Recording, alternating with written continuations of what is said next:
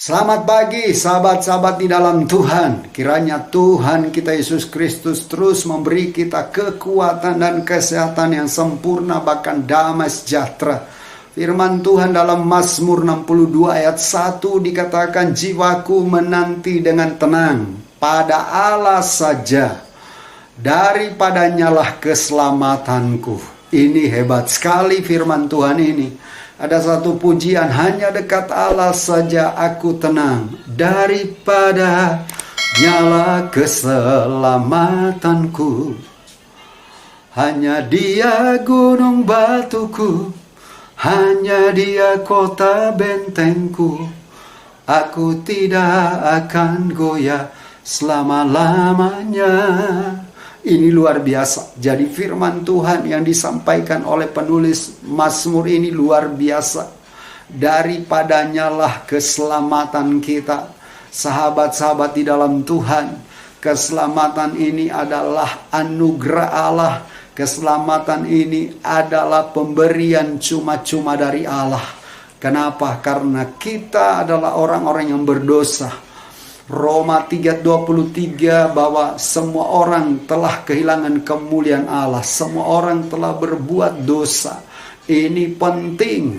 Karena itu orang yang berdosa pasti akan dihukum. Karena Roma 6 ayat 23 mengatakan upah dosa adalah maut. Karena itu sahabat-sahabat di dalam Tuhan, kita bersyukur karena anugerahnya, anugerah Allah saja. Melalui pengorbanan Yesus Kristus di atas kayu salib, maka kita mendapatkan pengampunan dan penebusan dari setiap kutuk dan dosa. Ini yang harus kita syukuri. Ini yang harus kita berterima kasih kepada Allah yang hebat, Allah yang telah menyelamatkan kita. Tanpa Allah maka kita akan seperti orang kaya yang masuk neraka, yang menderita siang dan malam, dibakar setiap hari, setiap malam, dan tidak akan pernah berhenti penderitaan itu. Karena itu sahabat-sahabat di dalam Tuhan, stop hidup dalam dosa, stop untuk hidup jauh dari Tuhan. Tapi mari kita terus dekat kepada Tuhan.